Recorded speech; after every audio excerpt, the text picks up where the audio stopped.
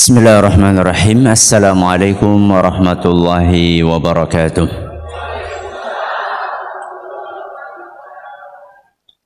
Alhamdulillahi rabbil alamin.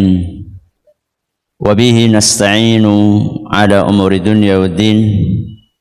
Wa sallallahu ala nabiyyina wa sayyidina Muhammadin wa ala alihi wa sahbihi ajma'in. Amma ba'd. Kita panjatkan puja dan puji syukur kehadirat Allah Subhanahu wa ta'ala. Pada kesempatan pagi yang berbahagia kali ini, kita masih kembali diberi kekuatan, kesehatan, hidayah serta taufik dari Allah Jalla wa Ala, sehingga kita bisa kembali dipertemukan di majelis ta'lim rutin setiap Jumat pagi di Masjid Agung Darussalam Purbalingga. Kita berharap semoga Allah Subhanahu wa ta'ala berkenan untuk melimpahkan kepada kita semuanya ilmu yang bermanfaat, sehingga bisa kita amalkan sebagai bekal untuk menghadap kepada Allah Jalla wa Ala. Allahumma amin. Salawat dan salam semoga senantiasa tercurahkan kepada junjungan kita Nabi besar Muhammad sallallahu alaihi wasallam, kepada keluarganya, sahabatnya, dan umatnya yang setia mengikuti tuntunannya hingga akhir nanti. Para hadirin dan hadirat sekalian yang kami hormati, dan juga segenap pemirsa Utsman TV yang mudah-mudahan senantiasa dirahmati oleh Allah Azza wa Jalla. Pertama, izinkan kami untuk mengucapkan taqabbalallahu minna wa minkum. Semoga Allah menerima amal saleh kita semuanya. Berikutnya, jamaah yang kami hormati, siapapun yang hidup di dunia ini, pasti dia akan mengalami yang namanya ujian. Siapapun yang hidup di muka bumi ini pasti akan menghadapi yang namanya masalah. Tidak peduli apakah dia laki-laki atau perempuan. Tidak peduli apakah dia tua atau muda. Tidak peduli apakah dia pejabat atau rakyat biasa. Bahkan entah dia orang yang beriman atau tidak beriman, orang Islam atau bukan orang Islam, semuanya akan mendapatkan ujian. Bahkan manusia-manusia yang paling istimewa di muka bumi ini pun mengalami ujian. Sinten? Para nabi dan para rasul. Mereka adalah manusia-manusia pilihan. Mereka adalah kekasih-kekasih Allah. Mereka adalah orang-orang istimewa, pun mereka diberi ujian.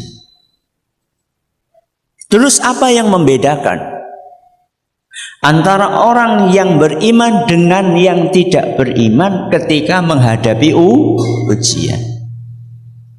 Apa yang membedakan antara orang yang beriman dengan yang tidak beriman ketika menghadapi masalah? Perbedaannya adalah dalam cara mencari solusi. Dalam cara mencari nopo?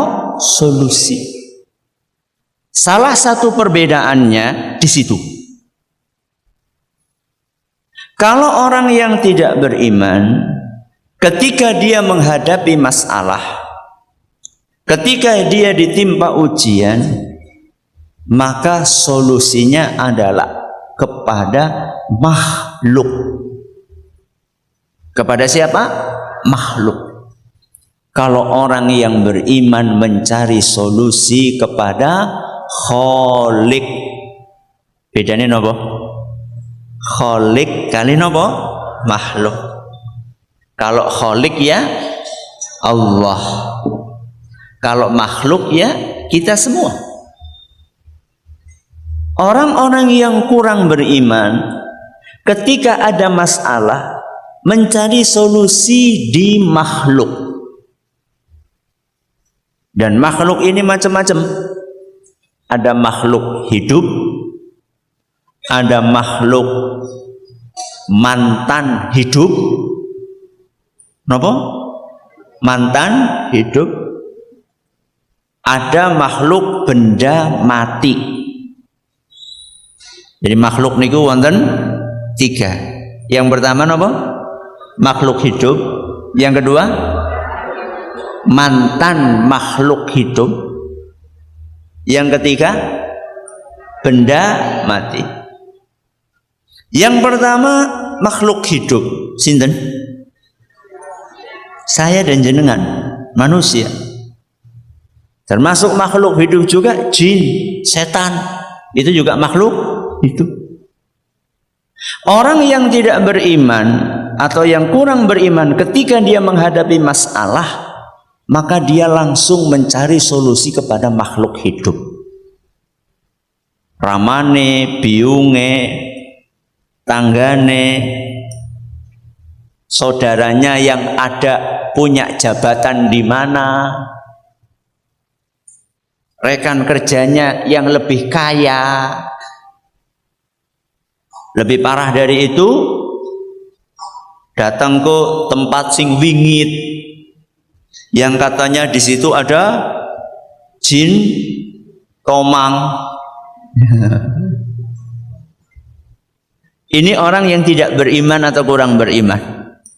Ada masalah, cari solusinya kepada makhluk hidup. Belum apa-apa, belum minta sama Allah, langsung pikirannya kepada tanggaku sugih.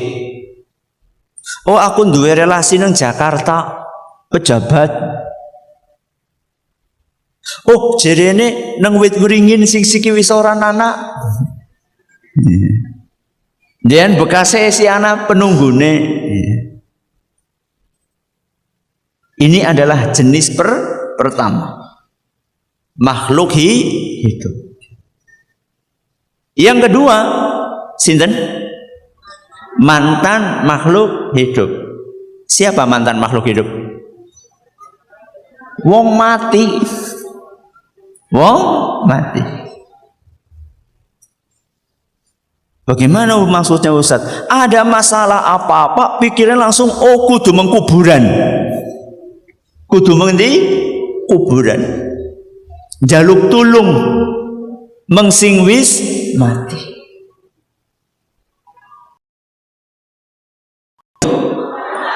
Kathah, bukan wonten, kathah.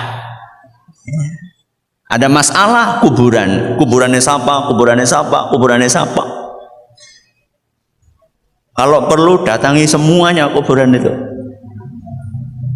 Ini yang kedua. Nah, sing paling parah niku sing nomor 3. Napa? Benda mati. Contohnya watu. Ada manusia diberi oleh Allah Subhanahu wa taala akal. Diberi oleh Allah Subhanahu wa taala iman. Diberi oleh Allah Subhanahu wa taala hati. Ada masalah kok larinya ke batu, ke kepriwe jane.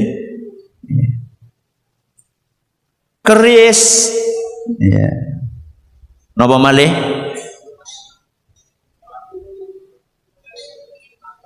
Wesi kuning. Ali-ali sing jere anak penunggune, anak isine. Ini orang-orang yang tidak beriman. Kalau orang yang beriman menghadapi masalah, pertama kali dia mencari solusi kepada sinten? Allah Subhanahu wa ta'ala. apapun masalah yang dia hadapi. Masalah ini kan macam-macam. Wonten masalah ekonomi, rezekine mandan seret. Ada masalah kesehatan, tubuh kita sedang sakit. Ada masalah keluarga, bojo angel diatur.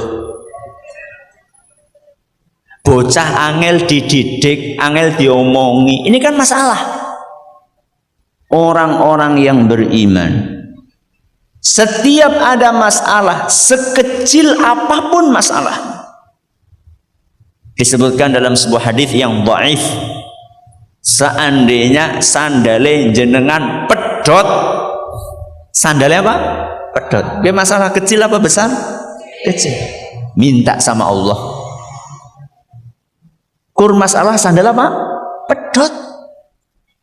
Siko nek wis njaluk minta kepada Allah, apa terus ujuk-ujuk sandale gigal kang langit gue?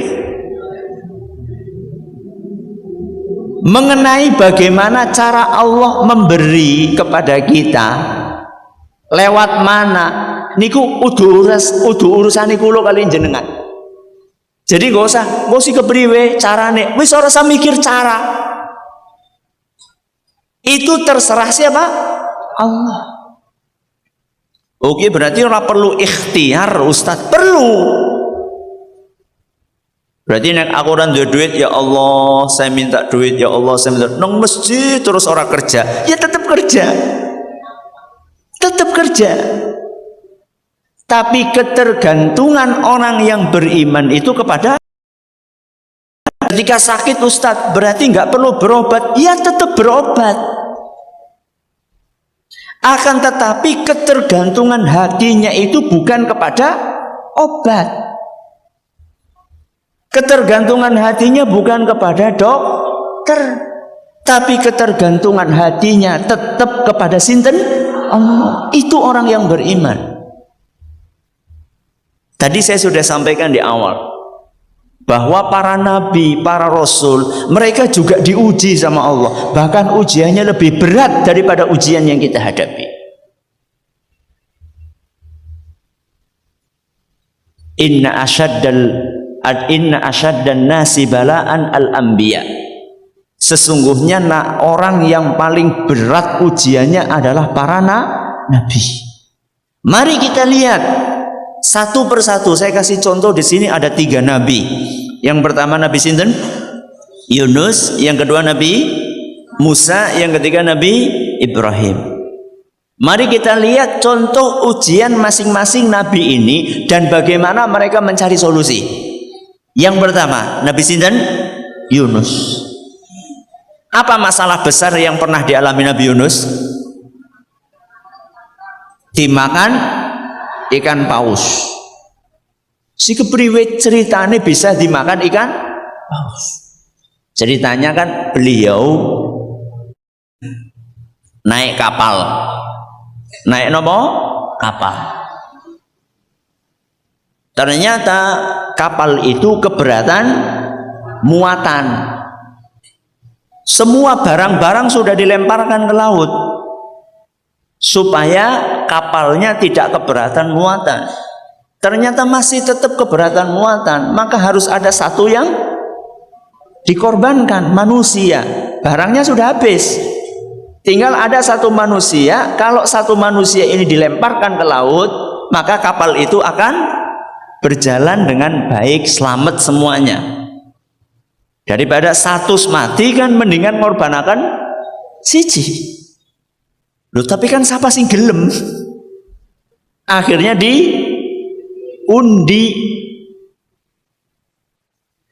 Begitu diundi, yang keluar namanya ternyata Nabi Yunus. Ya orang-orang kan jadi nggak enak. Masa Nabi dilemparkan ke laut? Kocok maning. Keluar Nabi Yunus lagi. Kocok lagi. Keluar Nabi Yunus lagi. Ya wis lah. Nabi Yunus nyemplung kemana? Laut. Dan begitu nyemplung ke laut, langsung ada ikan paus bluf, dimakan. Kalau kita sekarang dimakan ikan paus berarti wis tamat, ya, the end, ya. Ceritanya wis rampung. Tapi Nabi Yunus alaihissalam ketika dimakan ikan paus, di dalam perutnya ikan paus, dia masih bisa berdoa kepada Allah. Ceritanya Allah sebutkan dalam surat Al-Anbiya ayat 87. Surat apa? Al-Anbiya ayat 87. Fanada fidz zulumati. Nabi Yunus berdoa di dalam kegelapan yang sangat gelap.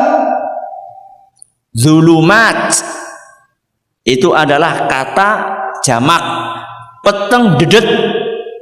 Bukan hanya peteng, tapi peteng dedet. Kenapa peteng dedet? Satu, berada di dalam perut. Anak lambune ora? Ya ora mungkin. Dua, ikan itu berada di dasar lautan. Tambah peteng apa ora? Tiga, seingat saya itu malam hari. Coba bayangkan, di dalam perut, di dasar laut, di malam hari. Maka di sini Allah menggunakan kata fidzulumati, di dalam kegelapan yang sangat gelap.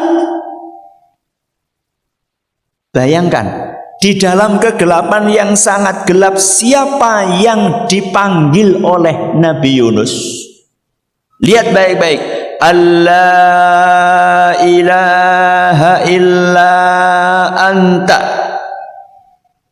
Tidak ada yang berhak disembah kecuali Engkau. Siapa Engkau? Allah. Coba jenengan nek mati lampu kemutan sapa? Kemutan lilin.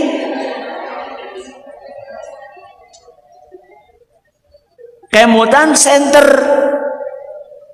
Siapa di antara kita di dalam kegelapan langsung ingatnya Allah? Ini Nabi Yunus.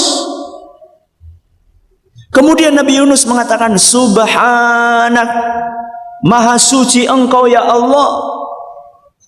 Lihat bagaimana Nabi Yunus ngajari kita untuk berhusnudzon,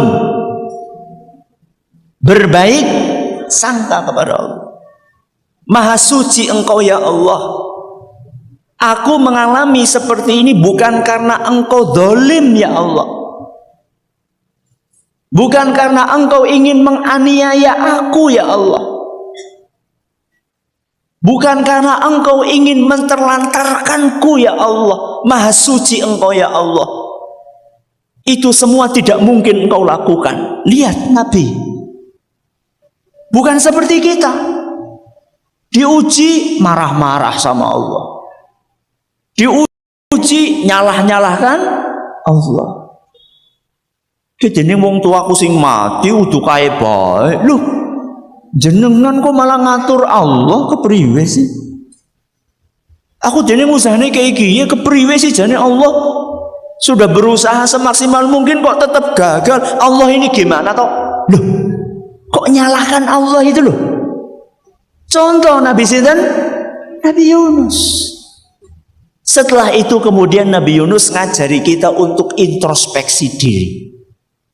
Apa kata beliau? Inni kuntu minadz-dzalimin. Aku ini termasuk orang-orang yang zalim. Nabi Yunus mengajarkan kepada kita, musibah apapun yang kita alami, ujian apapun yang menimpa kita, itu sumbernya dari kita.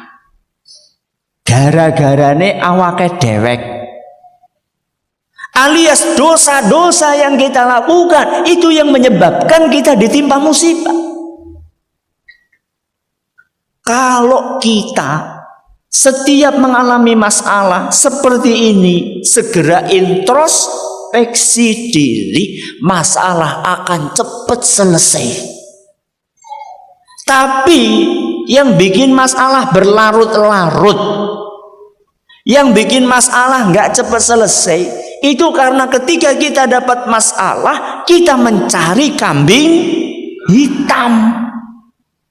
Contoh dalam rumah tangga, jenengan berumah tangga sudah lama toh? Sudah lama. Pernah nggak ada masalah sama istri, sama suami? Pernah apa sering? Sering. Langsung rampung masalahnya apa suwe rampungnya? Ya dulu-dulu. Kadang cepet rampung, kadang suwe. Yang bikin lama itu kadang-kadang kita sendiri. Istri kita melakukan sebuah kesalahan. Kemudian kita sudah salah, kita salah-salahkan. Buk aku ngomong kayak gini, kudune mau kayak gue. Loh, mama saya jadi kayak gue. Apa jenengan ora tahu salah? Ya tahu, ge, wingi mau kayak gini. Loh, kok jadi boleh salah? Loh, kok mau tahu salah? Setahun sing wingi. Nggo bojone maning, 10 tahun mau tahu kayak gini. Gak akan selesai. Kalau ada masalah langsung, aduh sepurane ya, kayaknya nyongsing salah. Misalnya nih, istri melakukan kesalahan, suami langsung mengatakan, "Dek, aku sing salah." Oh, ya orang kayak gue mas, nyongsing salah, ya wis lah pada jaluk ngapura, rampung. Gini mboten? Orang nanti 5 menit rampung. Karena masing-masing introspeksi. Inni kuntu minadh dhalimin. Ini Nabi sinten? Yunus. Maka begitu Nabi Yunus menghadapi masalah tersebut dan beliau langsung membaca La ilaha illa anta subhanaka inni kuntu minadh dhalimin. Begitu beliau membaca doa ini, langsung dikeluarkan oleh Allah dari perutnya ikan paus dalam keadaan selamat, tidak kurang suatu apapun. Makanya doa ini, doanya Nabi Yunus ini dianjurkan untuk dibaca oleh orang-orang yang menghadapi masalah berat. Jadi jenengan punya masalah apa? Berat, baca ini. Napa? La ilaha illa anta subhanaka inni kuntu minadh dhalimin. Dibaca sambil diresapi artinya. Jadi orang ini kuntu minadh dhalimin, kok sing salah itu nyong. Nembe ngomong ini kuntu minadh dhalimin wis nyalah-nyalahaken wong. Ya. Ini kisahnya Nabi sinten? Yunus. Yang kedua, Nabi Musa. Nabi Musa ini menghadapi ujian berat, yaitu dikejar-kejar sama siapa? Firaun. Padahal Nabi Musa pengikutnya sedikit, senjatanya nggak lengkap, sedangkan Firaun bala tentaranya banyak, senjatanya lengkap. Dioyok-oyok. Ketika mereka semakin dekat, Firaun sudah hampir ketangkep, kok Nabi Musa terjebak laut. Nengarepe napa? Laut. Belok kanan, laut.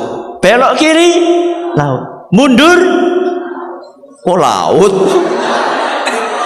Mundur, Firaun. Kepriwe jajal?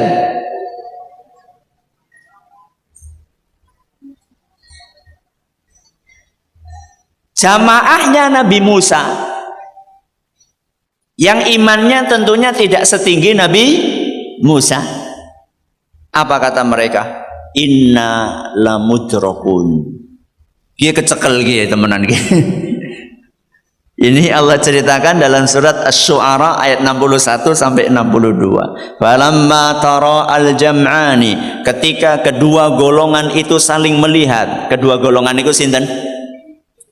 Nabi Musa kali jamaahipun, terus Fir'aun dengan bala tentaranya. Ketika mereka sudah saling melihat karena saking dekatnya, qala ashabu Musa, pengikutnya Nabi Musa, mereka berkata, inna lamudraku, pasti kita ketangkap. Tapi lihat Nabi Musa alaihissalam. Apa kata Nabi Musa?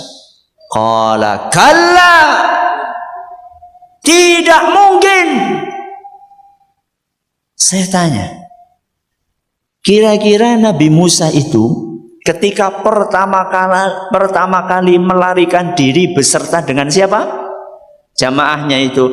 Kira-kira sudah dikasih tahu sama Allah atau belum? Musa, nanti kalau misalnya kamu lari ketemu laut, jangan lupa keluarkan apa? Tongkatmu, pukul laut itu, nanti lautnya akan terbelah. Kira-kira saya tanya kepada jenengan, kira-kira Nabi Musa ketika pertama kali kabur itu sudah dikasih SOP seperti itu sama Allah atau belum? Belum. Tapi Nabi Musa yakin akan dikasih solusi sama Allah. Itulah akidah, bapak-bapak dan ibu-ibu. Itulah tauhid. Keyakinan seseorang kepada Allah yang kuat akan membuat dia tetap optimis. Kebalikannya optimis nopo? Ora pesimis. Allah pasti tolong. Kala, tidak mungkin kita ketangkep. Kenapa tidak mungkin? Bukan karena aku hebat, Nabi Musa.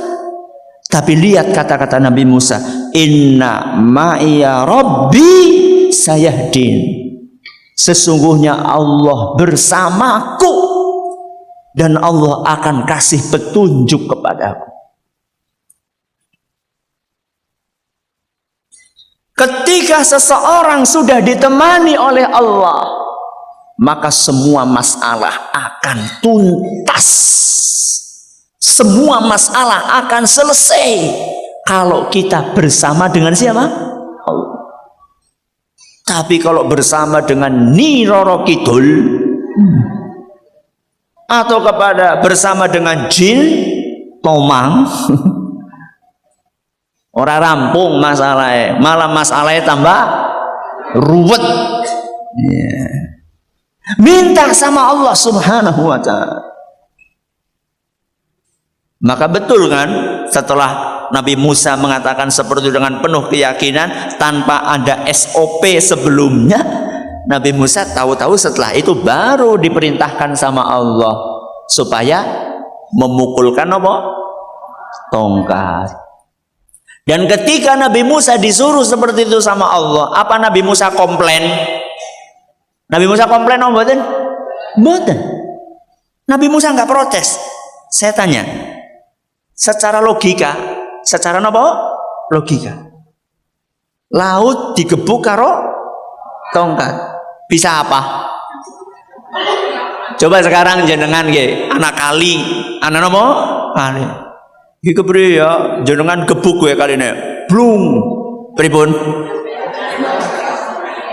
Nyiret. Enggak ada, Mas.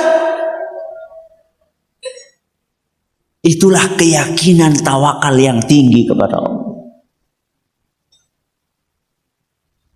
Kita ini kadang-kadang disuruh meninggalkan sesuatu yang haram. Riba lah katakanlah.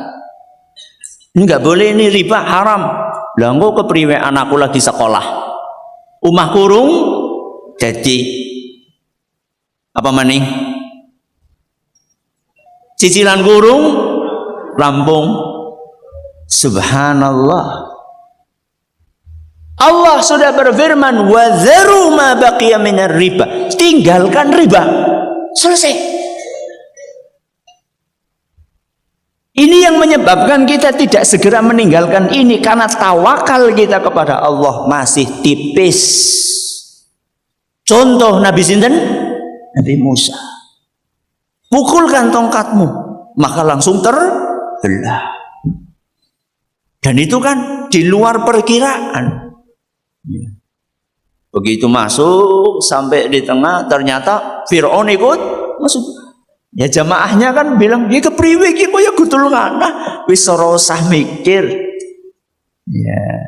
Pokoknya nanti kamu sudah sampai sana, Allah akan mengatur. Akhirnya sudah keluar semuanya. Fir'aun lagi di tengah-tengah dengan bala tentaranya. Allah napa? Tutup kembali lautnya sehingga mereka semuanya tenggelam. Happy ending. Kenapa? Karena tawakal kepada Allah. Sinten iki? Nabi Musa. Tinggal Nabi Ibrahim. Ada yang salah di situ nun sewu niku. Nabi Ibrahim alaihissalam bagaimana bisa selamat dari makar Raja Namrud manakala dibakar di api? Kok neraka? Itu dihapus, nggih? Nggih. Kata-kata neraka niku dihapus, keliru niku. Dibakar di api. Ya, karena ini kejadian di dunia, bukan di akhirat. Ceritanya bagaimana kok Nabi Ibrahim bisa sampai dibakar di mana? Di api yang besar. Karena Nabi Ibrahim alaihissalam itu berani untuk menghancurkan nopo? Berhala-berhalanya Namrud. Itu ceritanya seperti itu. Padahal saat itu Nabi Ibrahim sendirian. Nabi Ibrahim nopo? Sendirian. Berani melawan raja yang punya bala tentara yang begitu banyak, dan raja itu terkenal kezaliman dan kelalimannya, terkenal kekejamannya. Nabi Ibrahim masuk tok hancuri semuanya kecuali satu yang paling besar. Kemudian yang paling besar itu dikalungkan di lehernya. Napa nggih?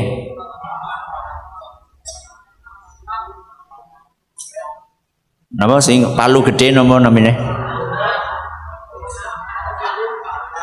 Kapak. Kayaknya bukan loh. Palu sing gede jenengane apa? Bodem. Nah gue kayaknya pas gue bodem. Palu gede itu dikalungkan di mana? Di lehernya patung yang paling besar. Begitu esok harinya Namrud beserta dengan para pengikutnya pengen ngibadah, ternyata masuk ke ruang ibadah, buah, sudah hancur berantakan.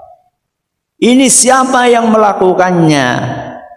Maka tidak ada satupun manusia yang tertuduh berani melakukan kecuali Nabi Ibrahim alaihissalam.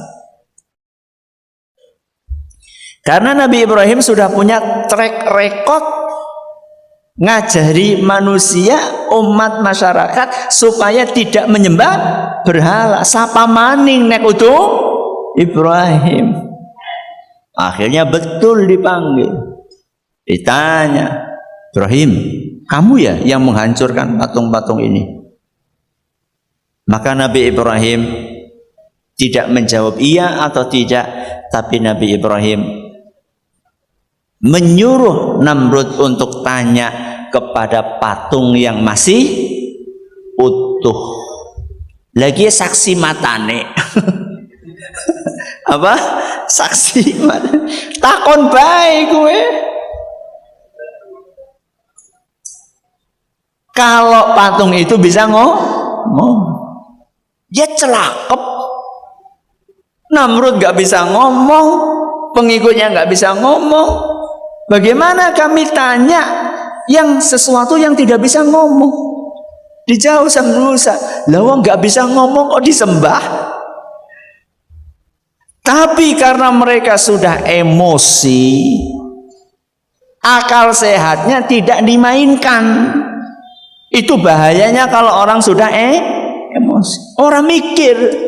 Padahal kalau mau mikir sedikit, iya ya, masa seperti ini disembah, ya wis lah, bubar bae, rosah nyembah patung. Itu kan seharusnya seperti itu kan. Tapi karena mereka sudah terlanjur apa?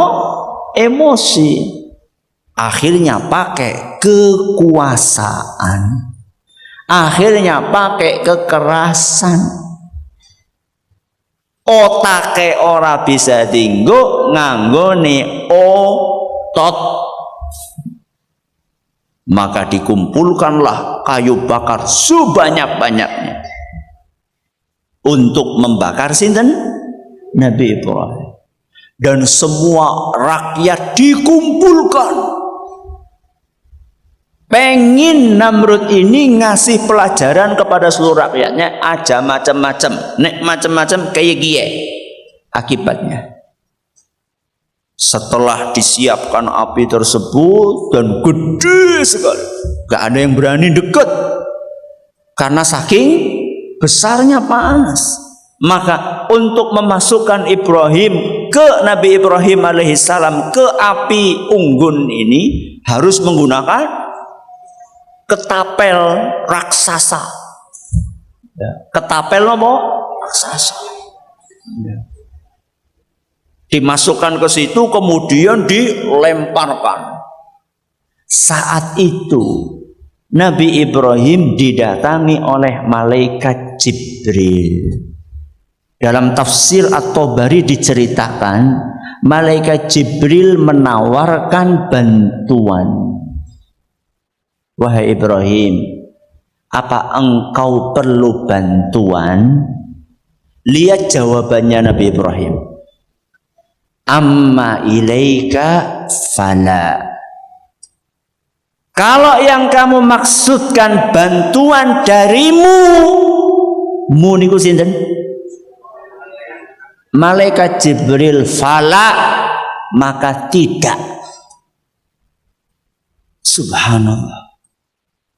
Dalam kondisi yang kepepet seperti itu, Nabi Ibrahim masih tetap menggantungkan nasibnya bukan kepada makhluk, padahal yang nawari sinten? Malaikat Jibril. Kira-kira kalau dibantu malaikat Jibril rampung apa ora? Dia rampung. Wong malaikat Jibril itu punya 600 sayap. 600 sayap. Satu sayap niku dawane sekang timur sampai barat. Dari tempat terbitnya matahari sampai tenggelamnya matahari. Kuwi dawane satu, padahal punya berapa? 600. Kira-kira kalau malaikat Jibril pakai satu sayap saja, untuk nampol ya Namrud beserta dengan api unggunnya, kira-kira rampung apa ora? Rampung. Tapi Nabi Ibrahim karena beliau punya rasa tawakal yang tinggi kepada Allah, dalam kondisi segenting itu pun tidak tergantung kepada makhluk. Karena sebesar apapun malaikat Jibril, tetap malaikat Jibril itu adalah makhluk. Amma ilaika fala. Kalau yang kamu maksud minta bantuan kepadamu wahai Jibril, tidak. Cukup bagiku Allah subhanahu wa ta'ala. Maka diganjar lunas oleh Allah subhanahu wa ta'ala. Allah berfirman, ya naru kuni bardan wasalaman ala Ibrahim. Di dalam surat Al-Anbiya ayat 69, Allah langsung berfirman kepada api yang sedang menyala-nyala tersebut, hei api, kuni bardan, jadilah engkau dingin. Siapa yang nyuruh? Allah. Manut napa mboten? Ya manut. Yang menciptakan adalah Allah. Yang membuat api panas adalah Allah. Maka begitu Allah berkata kepada api, kamu jadi dingin, langsung dingin. Sehingga Nabi Ibrahim ketika dilemparkan masuk ke api, dingin. Jangankan tubuhnya, jangankan bajunya, rambutnya satu helai pun nggak ada yang kebakar. Karena dingin api. Begitu selesai api unggunnya, orang-orang sudah membayangkan, wah, gewis entong Ibrahim. Ternyata masih segar bukan. Itulah bapak-bapak dan ibu-ibu yang kami hormati. Tawakal kepada Allah. Masalah apapun solusinya minta kepada Allah. Ustaz, ujarku ya nyong wis ndonga nganti seprene urung mari-mari. Itu bagaimana Ustaz? Mungkin kita ingat Allahnya itu cuma ketika susah tok. Mungkin kita ingat Allahnya kapan? Cuma ketika susah. Ketika senang, nopo? Kelalen. Itu mungkin pemicunya. Padahal kalau kita ingin diingat sama Allah ketika susah, ingat Allah ketika senang. Itu pesan dari Rasul SAW. Dalam hadis riwayat Ahmad nyatakan Sahih Syekh Al-Albani, ta'arraf ilallahi fir rakhai ya'rifka fisyiddah. Ingatlah Allah ketika engkau sedang senang, niscaya Allah akan mengingatmu ketika engkau sedang susah. Contohnya pripun? Nek lagi sehat, ingat Allah. Maksudnya awake sehat, go ngibadah. Ketika rizkinya sedang lancar, ingat Allah, nopo? Sedekah. Ya. Nanti ketika kita sedang susah, kita akan diingat oleh siapa? Allah Subhanahu wa ta'ala. Masih ada 3 menit. Monggo kalau ada yang mau bertanya silahkan.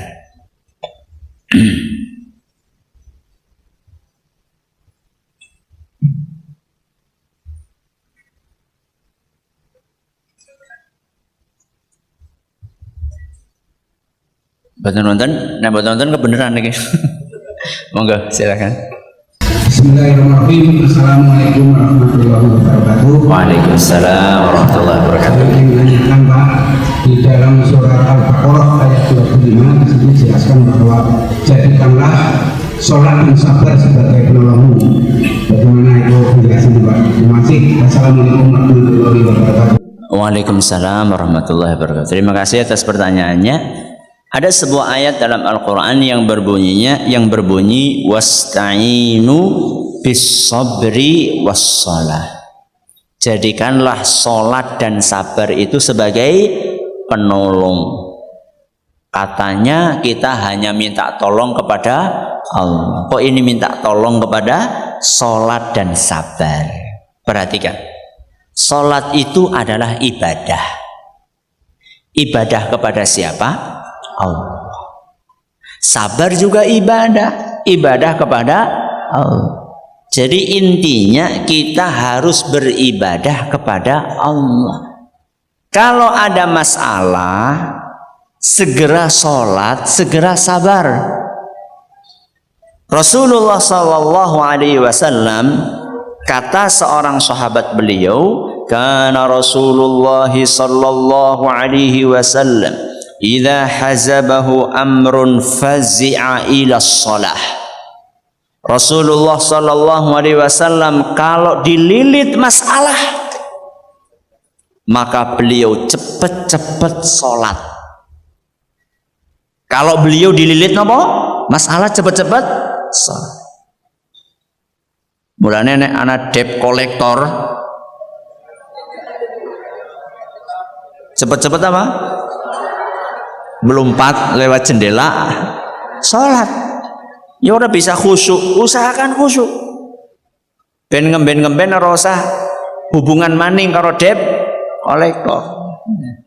Minta sama Allah, minta petunjuk kepada Allah, minta bantuan kepada Allah. Sabar bagaimana? Termasuk sabar. Kita ini ketika ada masalah, kalau tidak sabar, maka seringnya mencari jalan pintas. Nopo contohnya jalan pintas? Kendat. Na'udzubillahi min. Dipikir selesai masalah, malah nambah masalah. Ya. Oh ya, ini ada jamaah yang mohon didoakan habis operasi, namanya Ibu Nur Damayasih.